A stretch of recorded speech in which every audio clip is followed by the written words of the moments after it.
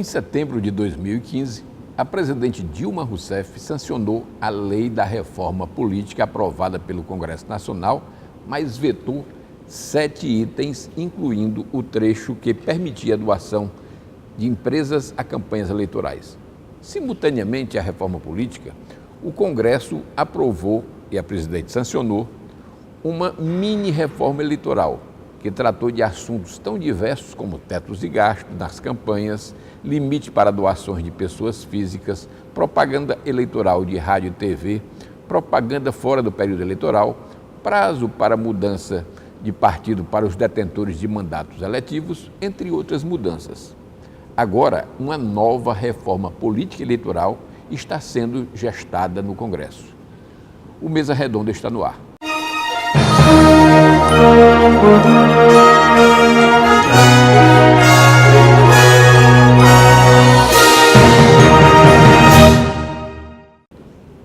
Deputados e senadores têm pressa.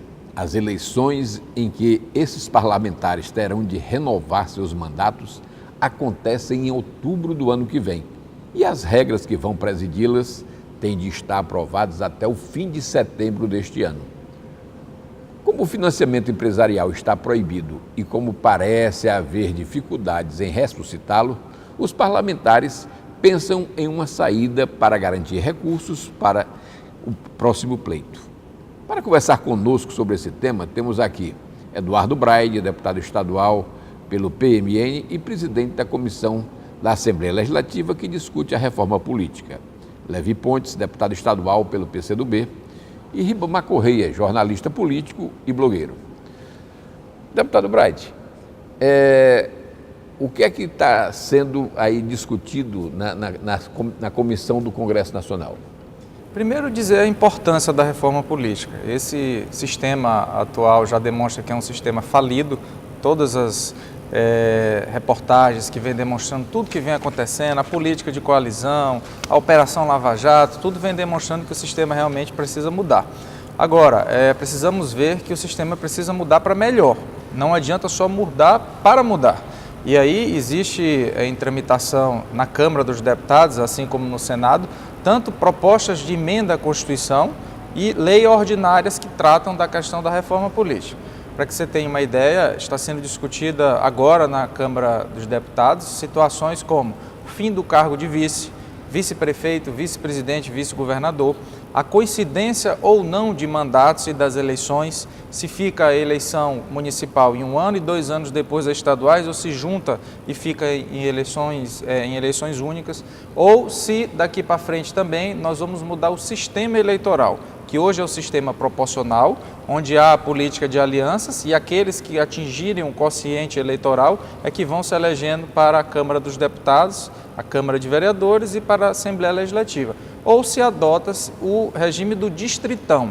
O que é o distritão? No caso nosso, do Maranhão, é pegar o Maranhão, transformá-lo em um único distrito e aí seriam os deputados mais votados que chegariam até a Câmara dos Deputados, a Assembleia Legislativa, no caso da eleição do ano que vem. Então, se nós temos 18 vagas para deputados federais, os 18 deputados federais seriam os eleitos, os 18 mais votados. E o 19º seria o primeiro suplente e, consequentemente, aqueles que viessem mais abaixo. Em relação à Assembleia Legislativa, seriam os 42 deputados estaduais mais votados. E outro tema importante que está sendo discutido, que eu tenho certeza que nós ainda iremos conversar, é a questão do fundo eleitoral.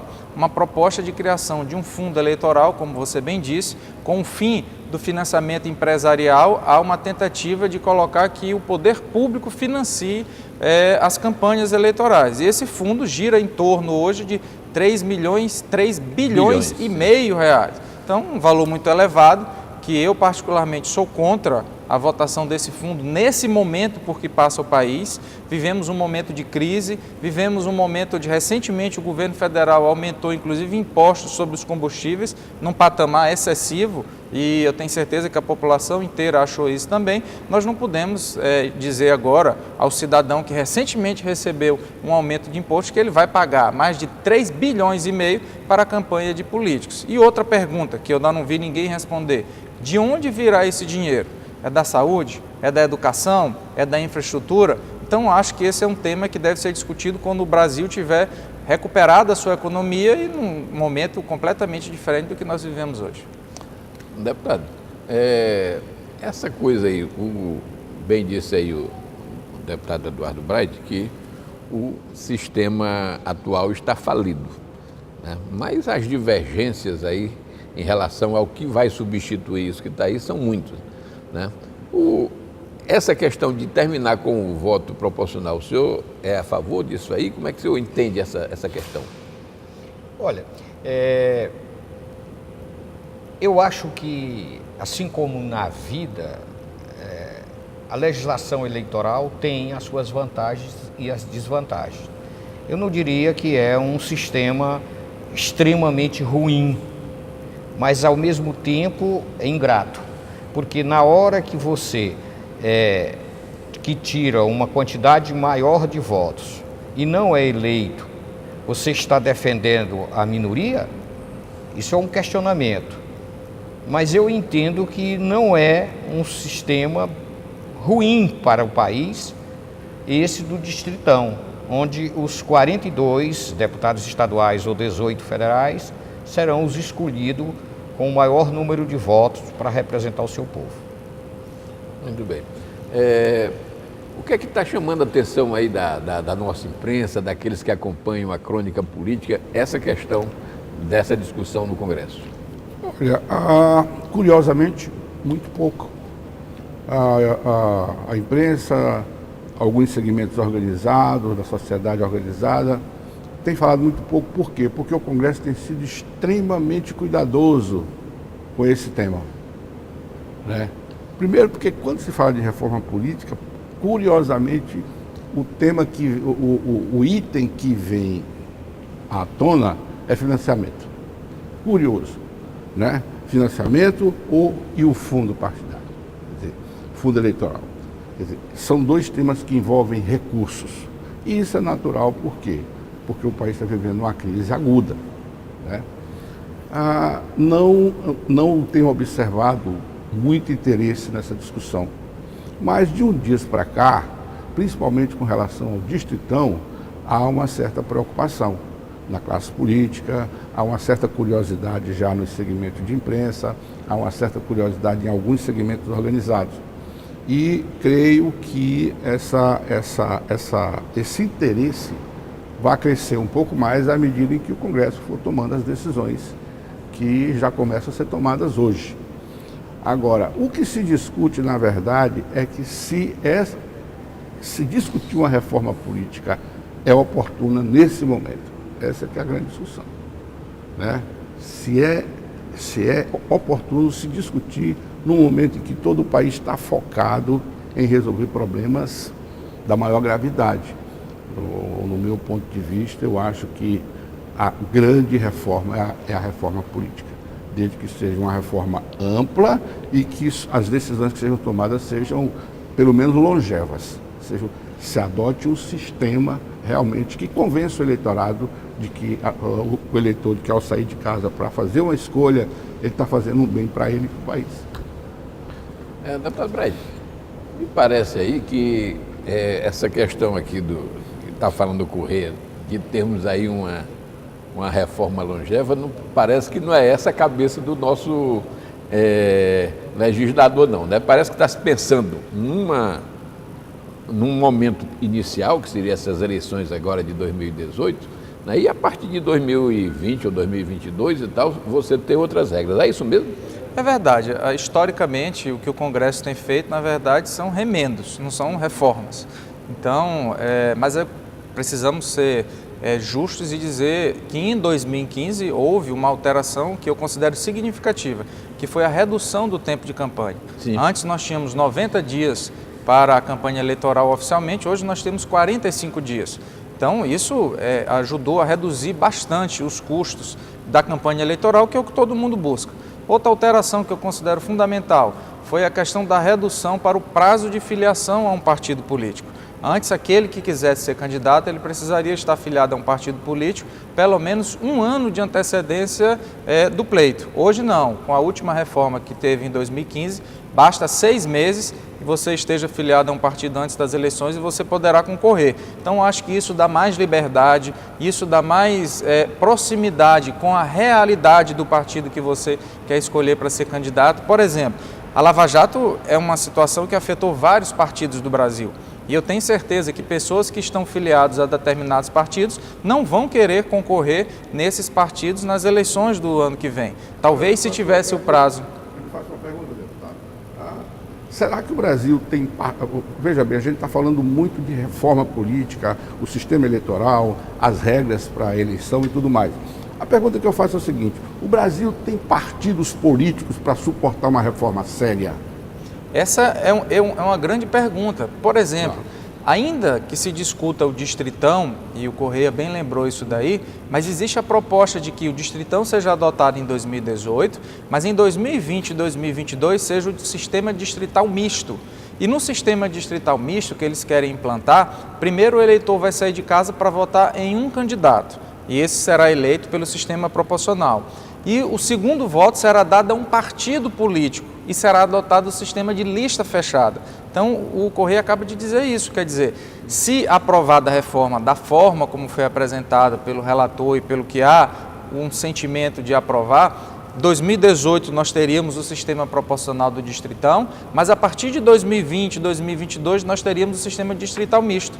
E na hora que você vota em um partido e não vota em um candidato, e essa é a cultura do Brasil, que é votar no candidato, a pergunta que se faz é: existe democracia interna nos atuais partidos? Porque na hora que você elabora uma lista, qual será o critério para dizer quem vai ser o primeiro da lista, quem vai ser o segundo da lista, quem vai ser o terceiro da lista? Uma outra situação. Nós tivemos agora recentemente a votação da reforma trabalhista no Congresso. E vocês devem, todos nós percebemos que determinados partidos praticamente racharam na votação. Então, se você fosse cobrar fidelidade partidária de determinados parlamentares, certamente alguns já teriam sido expulsos. Então a pergunta é: será bom? Será que esses partidos políticos estão preparados para receber? O que eu posso dizer é o seguinte: isso é um consenso não só da população brasileira, como da própria classe política. Há um número muito grande de partidos no Brasil. Isso precisa ser resolvido. E aí eu entro no outro ponto fundamental da reforma política, que esse é o único que até agora tem consenso, que é a cláusula de barreira. Então deverá passar na votação, e deve acontecer daqui até o final do mês, a aprovação da cláusula de barreira. O que é a cláusula de barreira? O partido que não tiver 1,5% para deputados federais divididos em pelo menos 9 estados, não terá mais direito nem ao fundo partidário, nem ao tempo de televisão. Então, praticamente, você acaba o partido. Eu acho que é uma forma de você separar aqueles partidos que realmente estão em atividades no Brasil. Agora me diga uma coisa, deputado Levi, desculpa aí, posso? É porque eu estava querendo aqui apenas que a gente interrompesse um pouquinho aqui para o nosso intervalo, mas a gente volta com sua pergunta. Não tem problema, tudo bem, aguardamos.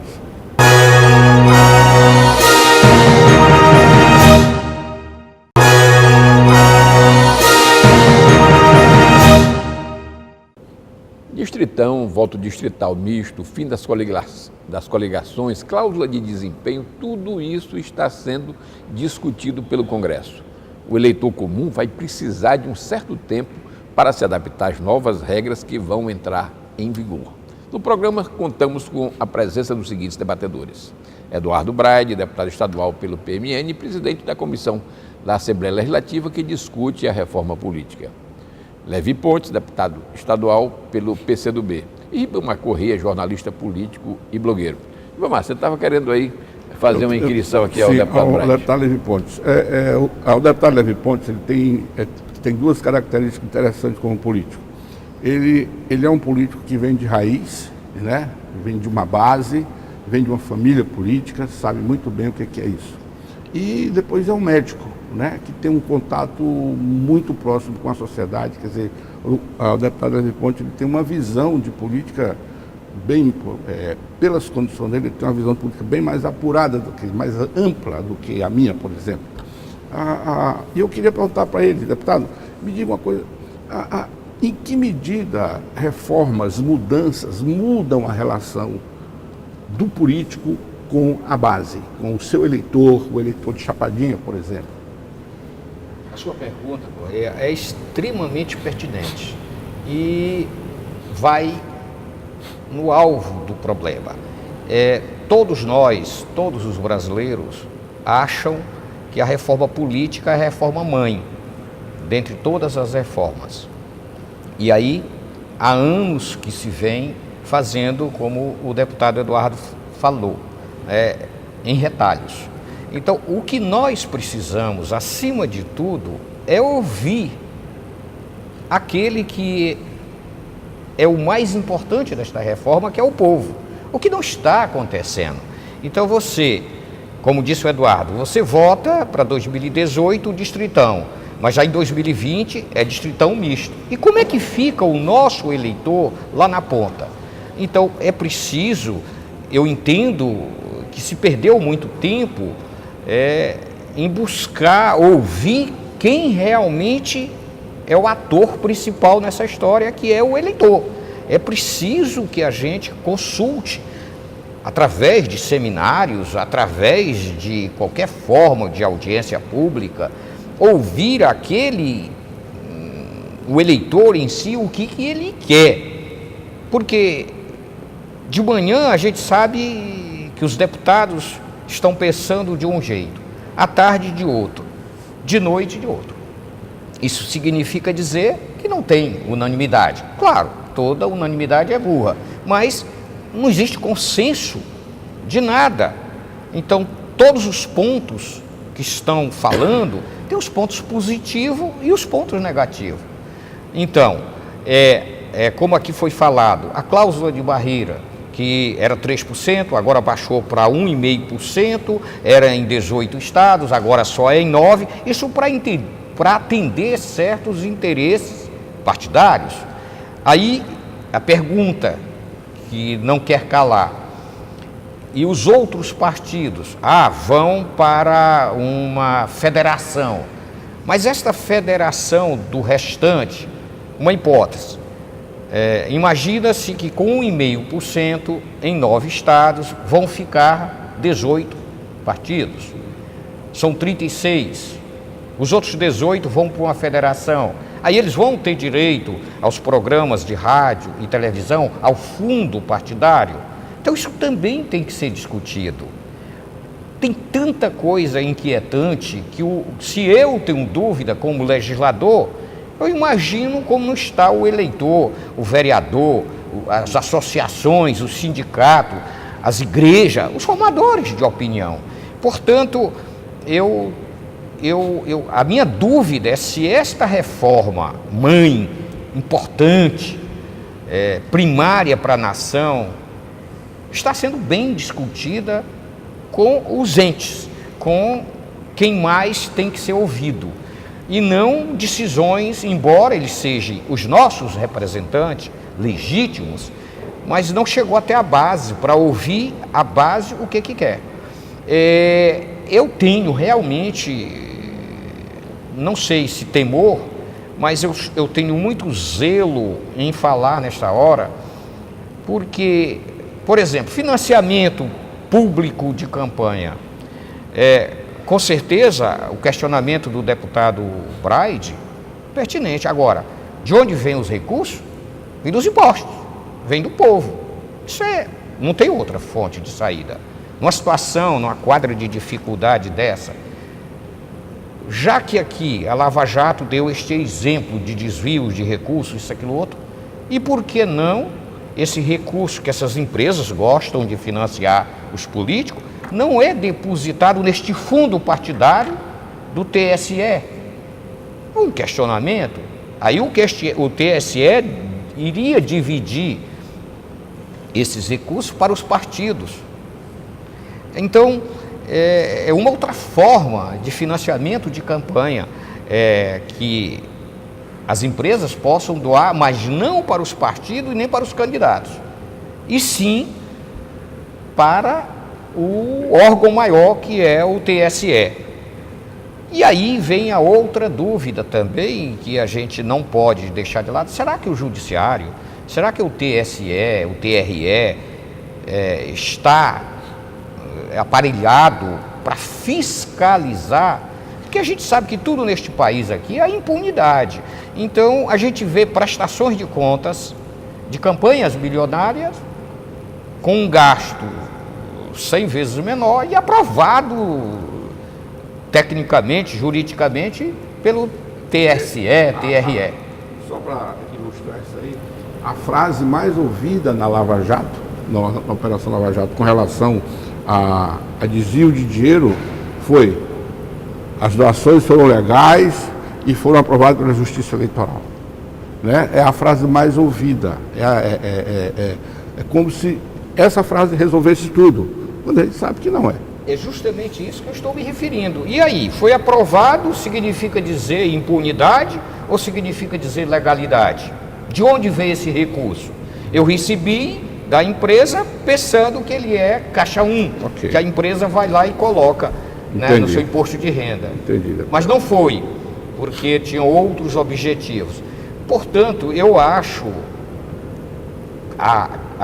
é tão importante quanto a gravidade que se tem neste momento, a toque de caixa, se fazer uma reforma dessa tão importante para o cidadão e para as outras reformas. Eu acho que ela aí atrela uma série de outras reformas. E tenho algumas outras dúvidas. Por exemplo, é claro que o brasileiro não vota em partido. Isso aí, ele vota no candidato, no cidadão. Se o cidadão é de bem, se o cidadão é honrado, se o cidadão é leal aos princípios dele. Bom, então nós vamos, e nós temos aí 36 partidos, e ainda alguns já no ponto de ser aprovado pelo TSE. Tem mais 12. Mais 12. Aí o que você vai fazer num país com 48 partidos políticos? Então, esse questionamento tem que ser feito. Agora, ainda me vem com história de lista fechada, que os partidos é que vão escolher os candidatos? Mas como? Se o povo, que é o ator maior, está dizendo que não acredita, que não tem estatuto, não tem filosofia os nossos partidos, esse povo vai ter o direito de escolher essa lista? Qual o critério? Vai ser uma deputado Brade, vai ser uma, como nos Estados Unidos, se faz uma preliminar, uma eleição preliminar, qual é esse critério? Será que isto é bom? Eu gostaria de entrar nesta discussão. Deputado, na verdade, tem uma questão aí que eu tenho ouvido falar nos meios de comunicação, tenho ouvido falar em termos das redes sociais, mas que eu não tenho visto, não sei se está colocado, e aí eu perguntaria aos dois deputados, a questão do parlamentarismo. Isso está colocado? Houve uma discussão agora em relação ao parlamentarismo, mas não chegou nem os primeiros debates e já foi enterrado o assunto. Eles entendem que não é momento de tratar dessa situação pela crise política por que passa o país e a maior parte dos argumentos foi no sentido de que um próximo Congresso eleito democraticamente teria mais legitimidade para discutir fora da crise política que vive hoje. Mas houve sim essa discussão, inclusive houve essa discussão na semana passada, mas praticamente já foi sepultado. E você toca num assunto importante, Luiz Pedro, porque quando você fala de reforma política, a gente acaba se detalhando muito a questão eleitoral. Sim. E deixa de pensar o macro, que é exatamente a política como um todo.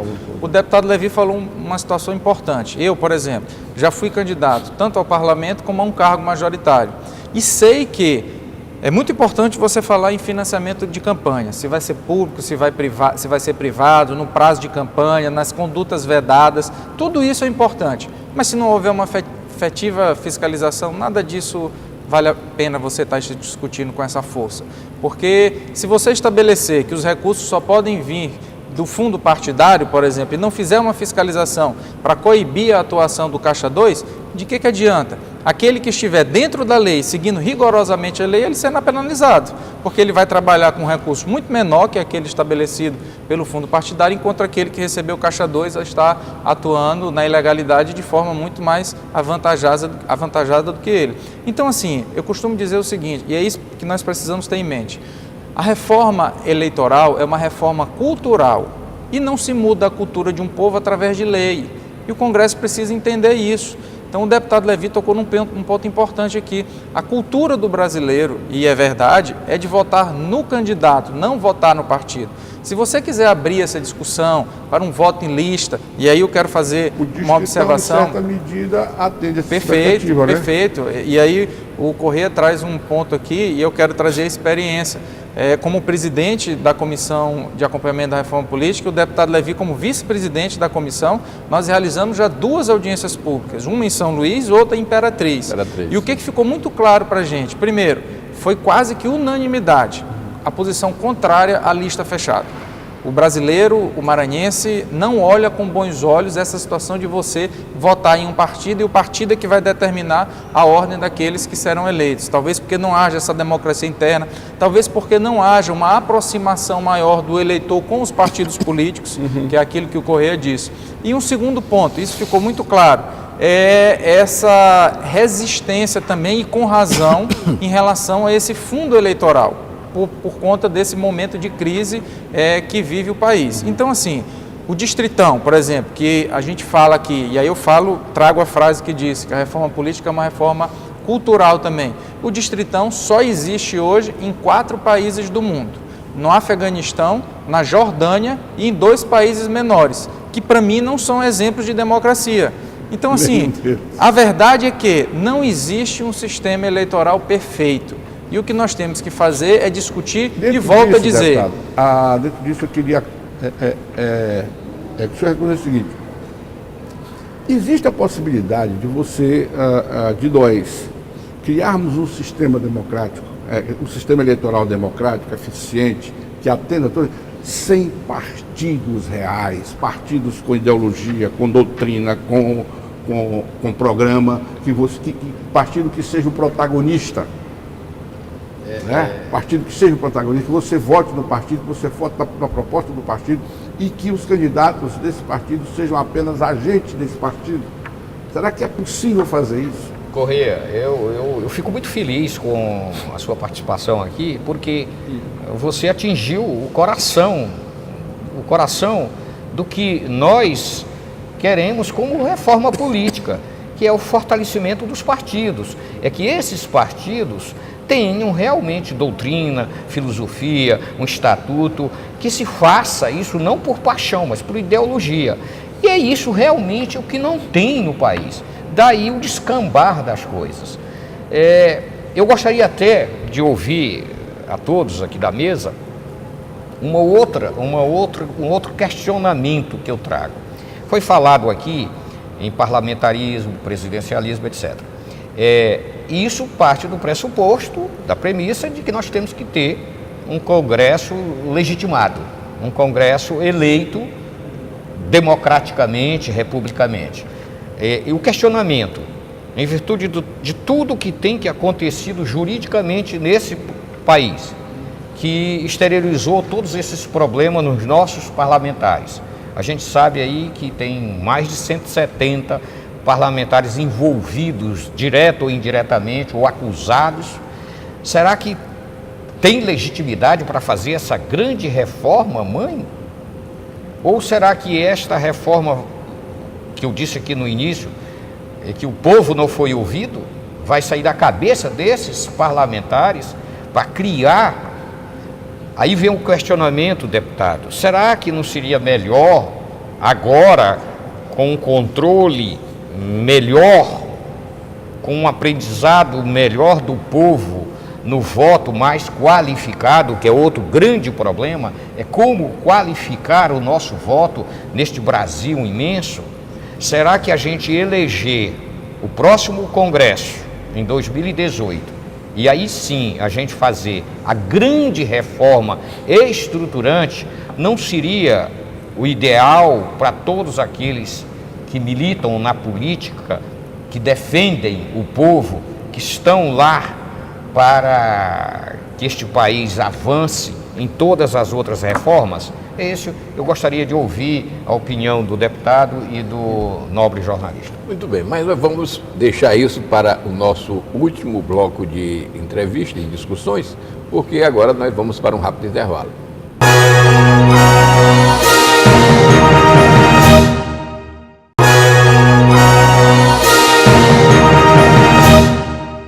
Estamos de volta com o programa Mesa Redonda, que hoje discute a respeito das regras eleitorais que vão presidir as eleições de 2018. No programa contamos com a presença dos seguintes debatedores. O deputado Eduardo Braide, que é PMN e presidente da comissão que acompanha a reforma política no Congresso Nacional. O deputado Levi Pontes, que é vice-presidente dessa comissão e que é também do PCdoB. E o jornalista Ribamar Correia, jornalista político, blogueiro, né? Vamos voltar então para a pergunta que foi feita aqui pelo nosso deputado Levi Pontes. O meu questionamento, eu gostaria de ouvir a mesa, a respeito de esta reforma que está sendo feita e da maneira como está sendo feita por esse Congresso que a Justiça, a Lava Jato, colocou aí mais de 150 deputados sobre denúncias. Será que eles têm legitimidade para fazer essa reforma tão importante, ou eles vão lá fazer uma reforma para defender os seus interesses? E isso é que eu estou querendo ouvir, questionar. Ou seria melhor que agora, com um eleitorado mais qualificado, com a justiça mais em cima, a gente elegesse um novo Congresso, e este Congresso, sim, teria como uma tarefa maior esta reforma tão importante para todos os segmentos da nossa sociedade e até mesmo para as outras reformas. Não diria uma Assembleia Constituinte, não é isso, mas um compromisso direto do novo governo ou do novo Congresso, esta reforma eleitoral, porque não tem mais como a gente postergar, ela vai ter que acontecer. Agora, não em coxa de retalho, como disse o deputado, pedaços em 2015, outro pedaço aqui para atender interesses A ou B ou C ou D. Aqui eu gostaria de deixar esse questionamento e ouvir. A Constituição, ela deixa clara já a resposta para a pergunta do deputado Levi. Nós temos dois instrumentos que nos permitem fazer essa consulta direta, que é o plebiscito e o referendo. E aí eu devo lembrar que os brasileiros já foram consultados sobre a forma de regime. Na época houve a consulta plebiscitária se era monarquia, se era presidencialismo, se era o parlamentarismo, e foi escolhido o atual sistema, que foi o presidencialismo. Depois nós tivemos um referendo sobre a questão do desarmamento. Então, assim, dependendo do tema que será tratado, e nesse ponto eu concordo com o deputado Levi, nem o Congresso eu acho que tem legitimidade para discutir o assunto. Uma mudança como o parlamentarismo, que foi aquela que a gente falou há pouco tempo, Luiz Pedro, provocado por você, eu não vejo nenhuma possibilidade que, ainda que tenha um novo Congresso iniciar a discussão, sem acontecer um plebiscito ou, no mínimo, um referendo. É uma mudança substancial, você muda por completo a forma política de um país. Então a nossa Constituição deixa muito claro que, nesse caso, a gente teria que partir tanto para um referendo ou para um plebiscito. E ainda em relação ao que o deputado Levi coloca, eu acho importantíssima essa questão da participação direta da população. É por isso que apresentei um projeto de lei que conta com o apoio do deputado Levi e de vários deputados que assinaram comigo esse projeto, que prevê a participação do eleitor, do cidadão, opinando em relação aos projetos de lei e às matérias que tramitam na Assembleia através de aplicativos de telefone. Então, deve ser votado nos próximos dias. É um projeto idealizado pelo advogado Marlon Reis, que já foi estabelecido, inclusive em uma capital, que foi João Pessoa, e o Maranhão é o primeiro estado que está tratando dessa questão. Então, imagine você, nós temos um projeto de lei aqui tramitando na Assembleia, onde o cidadão vai poder, através de seu smartphone, seu telefone, dizer como ele entende que tem que ser o posicionamento. Ou o outro lado. Se você parar para pensar, e aí eu puxo o que o deputado Levi disse, o Maranhão nunca teve um projeto de lei de iniciativa popular. O único que houve a tentativa foi do então deputado Domingos Dutra, que ficou parado por conta das assinaturas, que não foi o número de assinaturas que era o exigido pela nossa Constituição Estadual. Porque realmente é uma burocracia, você tem que rodar o Maranhão, pegar um número percentual mínimo de eleitores com assinatura, conferir aquela assinatura. Nós estamos hoje já no meio digital. Então, veja a praticidade de nós termos um projeto de lei de iniciativa do povo maranhense sendo direcionado a essa casa através de um aplicativo de telefone. Só acrescentando, esse meio eletrônico, alguém poderia questionar se era seguro, que não houvesse pessoas usando só para tirar proveito. Não, ele é um método seguro, ele é um método já testado por as cabeças pensantes que mexem nessa tecnologia da informática. Portanto, não há possibilidade de fraude, né, de que essas assinaturas, eu acho que é um avanço tecnológico, é um avanço ligado à democracia, que agora sim nós vamos ter leis mais representativas. É um avanço que nós vamos colocar em prática, não só no Maranhão, mas em todo o Brasil. Sua opinião? Não é exatamente uma opinião, é uma colocação que eu quero fazer para ver o que os dois deputados acham. Eu me preocupo muito com declarações, com afirmações, tipo, esse Congresso não tem legitimidade. Como que o Congresso não tem legitimidade? O Congresso brasileiro ele foi eleito em 2014, a Câmara Federal e parte do Senado, ele está perfeitamente dotado de todos os requisitos constitucionais para tomar a decisão que achar que deve tomar. Essa história porque a Lava Jato veio, tem 170 deputados, são suspeitos.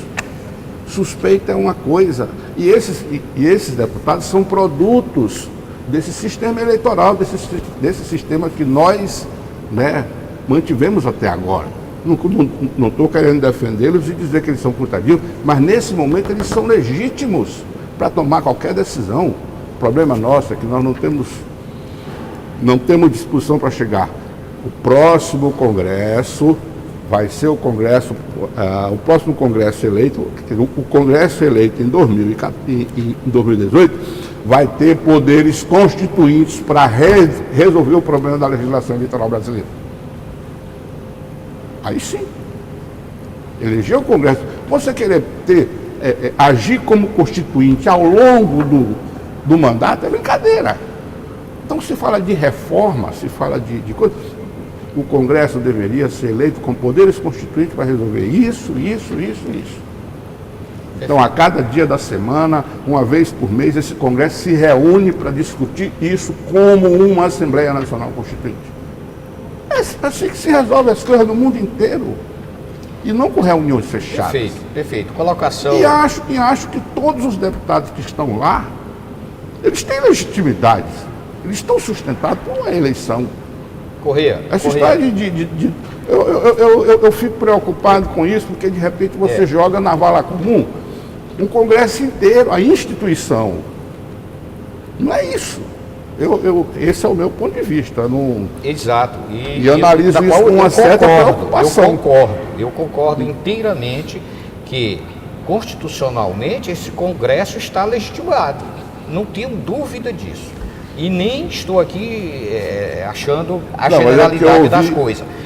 Deixa eu só colocar. Esse Congresso a minha não tem colocação. Eu discuto isso. A minha colocação não é nós, sim.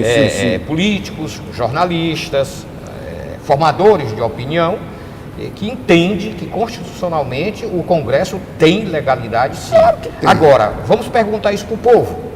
Esse é que nós... O povo não pode ser consultado sobre esse Congresso, deputado, porque foi o povo que fez esse Congresso. Sim, mas agora não vale perguntar para o povo. Com certeza, é isso depois, que eu... É isso, próximo. Pronto, por isso que eu questionei isso, para justamente acontecer o que o senhor está dizendo aqui. Será que não é melhor a gente esperar que esta reforma venha amanhã, num Congresso novo, legitimado, com poderes constituintes? Exatamente o que eu quis dizer como deputado, agora com o jornalista ajudando. É isso que eu quero. Eu acho que essa colocação e essa incitação, esse último ponto que foi tocado aqui, resume, na verdade, eu acho que é a demonstração de que a reforma política é a mãe de todas as reformas. Pois é. Na hora que a gente discute essa questão de ter legitimidade ou não ter legitimidade, por exemplo, o Brasil enfrentou agora uma reforma trabalhista, vai se debruçar agora sobre uma reforma previdenciária e uma reforma tributária. Há quem diga que somente o próximo presidente da República é que tem que tratar dessa questão. E onde é que eu quero chegar? O que leva a esse tipo de pensamento é exatamente o afastamento do cidadão em relação à própria classe política, dos partidos políticos. O que nós mais vimos nessas manifestações que aconteceram ao longo do país inteiro desde junho de 2013? Uma placa que diz o seguinte: esse partido não me representa, fulano de tal não me representa, eu não sou representado por ninguém.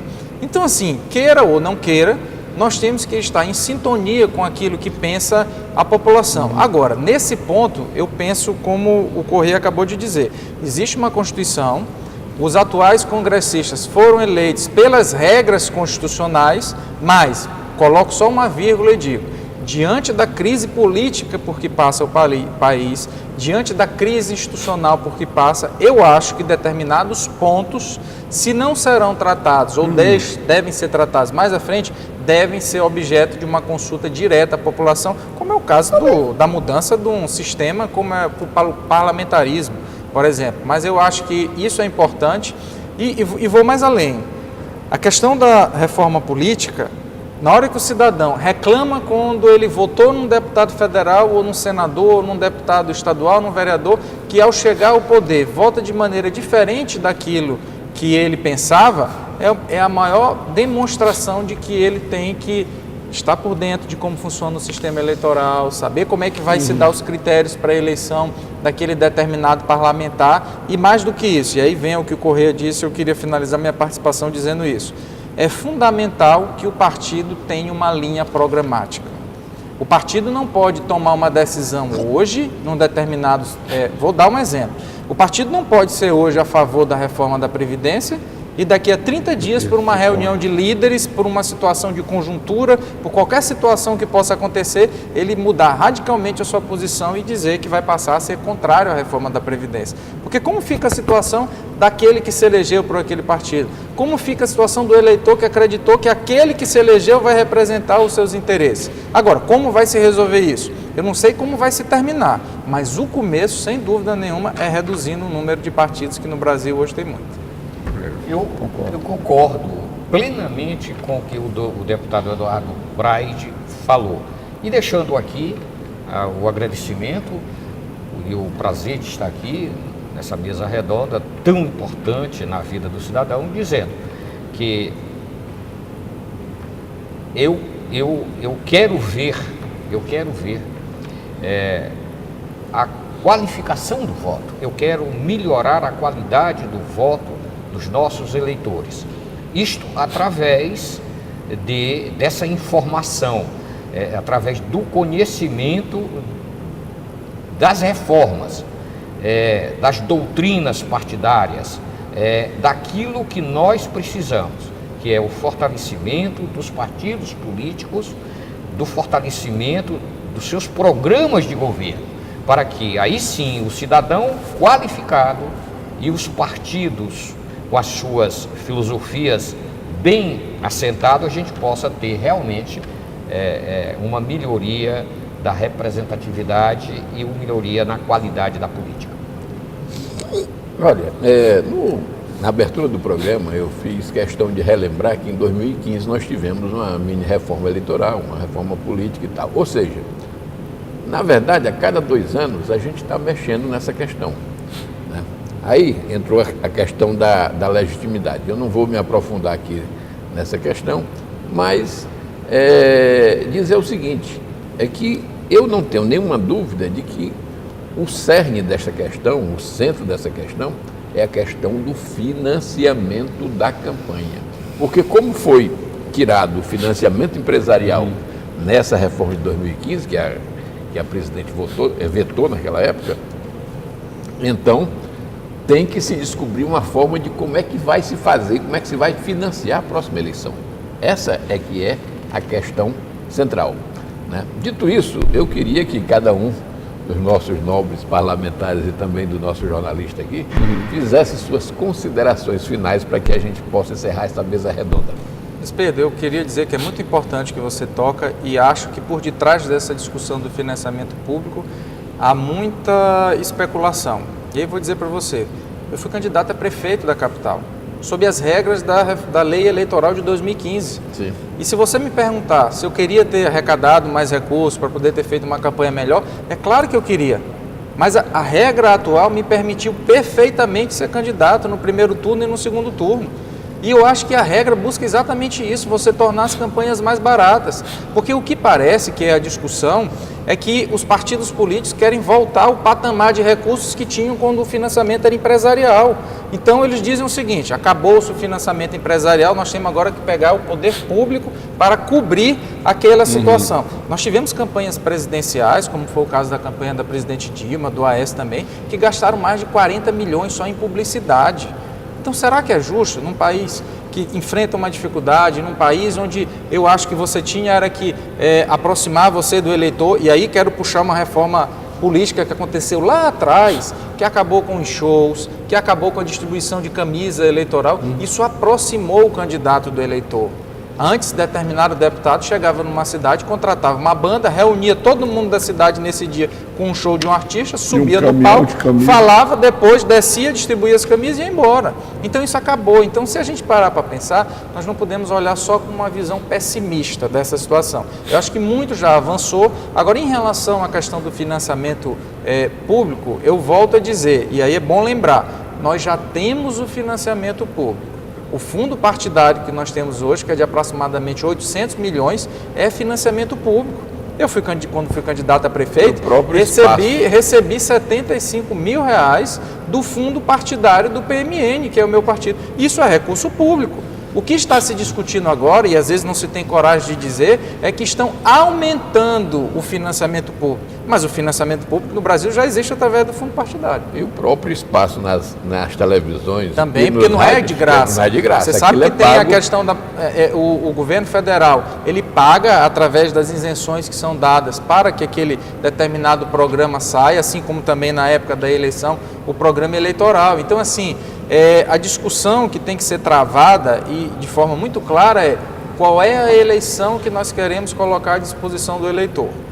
Porque assim, se você quer fazer uma eleição mais barata, uma eleição mais enxuta, o que prevê, na verdade, a justiça eleitoral? É o binômio normalidade e legitimidade. E você só consegue isso se tiver igualdade na disputa. E aí, só para encerrar esse assunto, financiamento público, do jeito que estão sendo colocados. Como é que vai ser a divisão desses recursos que está proposta pelo relator da reforma? Somente 5% dividido igualmente entre os partidos e 95% dividido de acordo com o tamanho da bancada.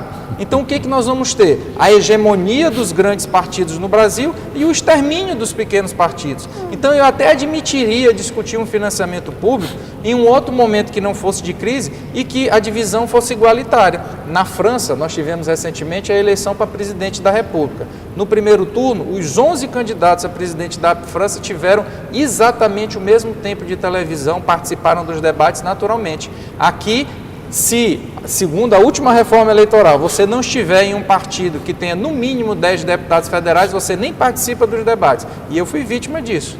Então, assim, eu posso dizer com muita tranquilidade que precisamos entender primeiro, nós queremos eleições mais baratas, então não vamos começar com esse discurso fácil de que tem que aumentar o dinheiro público para poder compensar aquilo que as empresas deixaram de passar. Essa é a minha opinião.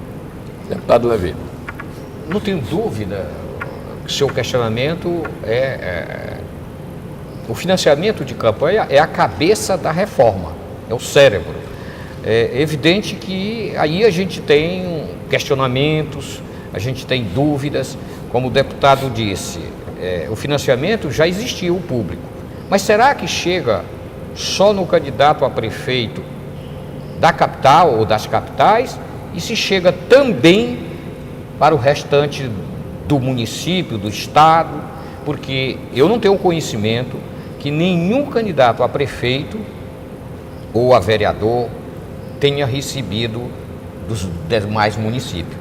Então, tem que se questionar. se faz individualmente.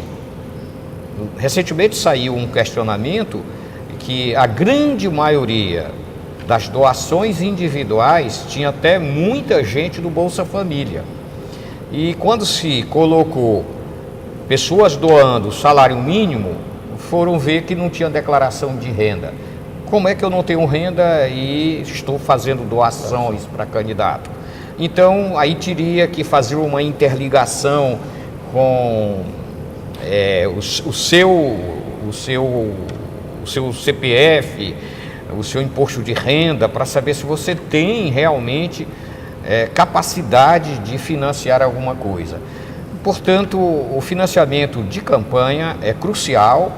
Agora, tem que ter, insisto, maior fiscalização.